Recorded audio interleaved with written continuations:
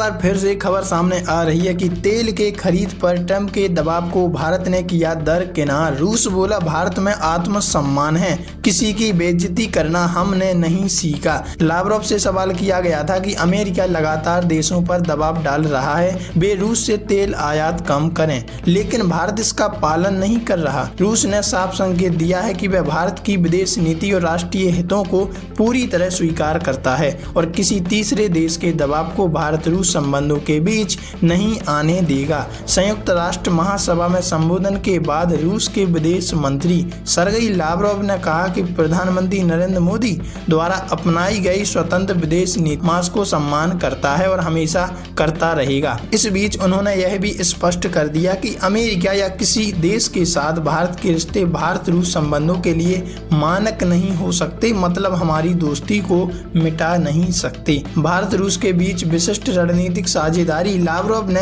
संयुक्त राष्ट्र महासभा को संबोधित करते हुए कहा कि भारत और रूस के बीच एक विशिष्ट रणनीतिक साझेदारी है। उन्होंने बताया कि दोनों देशों के बीच उच्च स्तरीय संपर्क लगातार बने रहते हैं। चीन में हाल ही में हुई शंघाई सहयोग संगठन SCO शिखर सम्मेलन में प्रधानमंत्री नरेंद्र मोदी और रूसी राष्ट्रपति व्लादिमीर पुतिन की मुलाकात का जिक्र करते हुए उन्होंने कहा कि पुतिन दिसंबर में भारत की यात्रा पर आ सकते हैं। अमेरिकी दबाव के बावजूद मजबूत रिश्ते। माना जा रहा है कि अमेरिका के साथ भली हमारे रिश्ते खराब होते नजर आ रही हैं इस समय, लेकिन इसके उलट हमारी मजबूत दोस्ती कभी टूट नहीं सकती। लावरोव से सवाल किया गया था कि अमेरिका लगातार देशों पर दबाव डाल रहा है कि वे रूस से तेल आयात कम करें, लेकिन भारत इसका पालन नहीं कर रहा। इस पर रूसी विदेश मंत्री ने कहा कि हम भारत के राष्ट्रीय हितों और मोदी जी की विदेश नीति का सम्मान करते हैं। उन्होंने स्पष्ट किया कि भारत अपनी जरूरतों के हिसाब से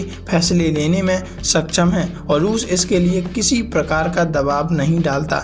व्यापक द्विपक्षीय एजेंडा। इस पर क्या द्विपक्षीय एजेंडा है जो हमें समझने पर मजबूर करेगा कि कैसे ये तीनों देश मिलकर कुछ नया करने वाले हैं, कुछ नई क्रांति लाने वाले हैं। देखो, लावरोव ने कहा कि भारत और रूस के बीच सहयोग के कई क्षेत्र हैं। इनमें व्यापार, सैन्य तकनीकी सहयोग, वित्त, मानवीय मामले, स्वास्थ्य सेवाएं, उच्च तकनीक और कृत्रिम बुद्धिमत्ता जैसे क्षेत्र शामिल हैं। उन्होंने जोर देकर कहा कि SCO और ब्रिक्स जैसे अंतर्राष्ट्रीय मंचों पर भी भारत और रूस के बीच करीबी समन्वय और सहयोग बना हुआ है। जयशंकर के साथ मुलाकात। संयुक्त राष्ट्र महासभा के 80वें सत्र में इतर। लावरोव ने विदेश मंत्री S जयशंकर से मुलाकात की। दोनों नेताओं ने द्विपक्षीय संबंधों पर चर्चा की और ब्रिक्स देशों के विदेश मंत्रियों की वार्षिक बैठक में भी हिस्सा लिया। इस बैठक की अध्यक्षता भारत ने 2026 के लिए ब्रिक्स के भावी अध्यक्ष के रूप में की। मतलब आने वाले समय में भारत की तेल नीति पर समर्थन।